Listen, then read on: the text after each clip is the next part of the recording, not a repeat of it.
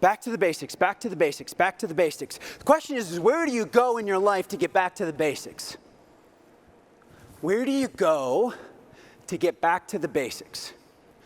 I know where I go from myself. Getting back to the basics for me is a one-way road back to one person. It's my grandmother.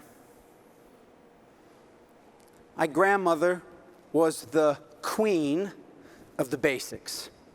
I'll tell you what I mean by this. She was one of those people who showed people she loved them through food. How many of you know someone in your life, your family, they show people through food? You come around and they got to make stuff for you, they got to cook for you, right? Their love language is acts of service.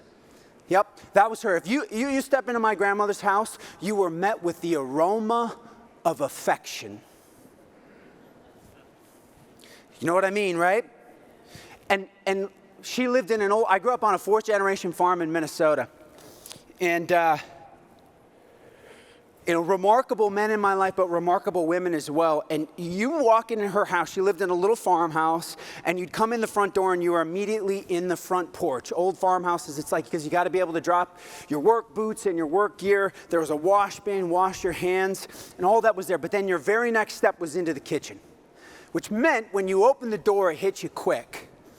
And I got to experience this a lot growing up because I lived right next door on the same property.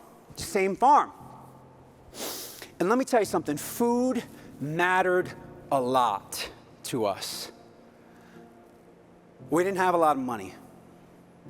For those of you that support, more of the rural communities or have any background in agriculture, farming in the 80s when I was coming of age was a difficult business. There were a lot of people who lost their farms. We almost lost a farm multiple times. Saw friends and family around us lose farms. Which meant there wasn't a lot of extra for like big fancy gifts and vacation. We didn't travel. I never flew on a plane till I was almost 20 years old. But there was always enough money to make something special to eat. And there was this realization as I got older of like, why did everything taste better in Grandma's kitchen?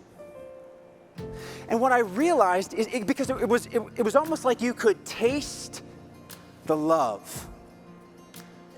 She loved people, but she also loved the act of cooking and baking so much. And that combination meant you could taste the love. And so as I started my firm, Future Sight Labs, one of the things that we started to look at was this idea of, well, if you can taste love, can you see love? Can you feel love? Like, meaning, when you walk into, I started paying attention, when I walk into a restaurant, or you walk into a hotel space or a lobby, you walk into a room, can you walk into a new home that's just been built? Raise your hands if you ever walked into a home and you're like, you could tell the designer, the builder, loved this house. Feels different, right? You can feel it in the house. I see your heads nodding. We've all been there. And so I started to think, the most beautiful restaurants, the most beautiful physical environments, the music that left me speechless, the art that left me breathless, the leaders that when you're in their presence, they just captivate. And my grandmother's kitchen, every single one of them had the same thing in common. What made them so special is that they were all made with love.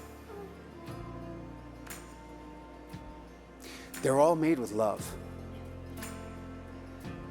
In a world where technology is eating away at our points of differentiation, your limitlessness can be found in your love. You can't compete with someone who's in their love.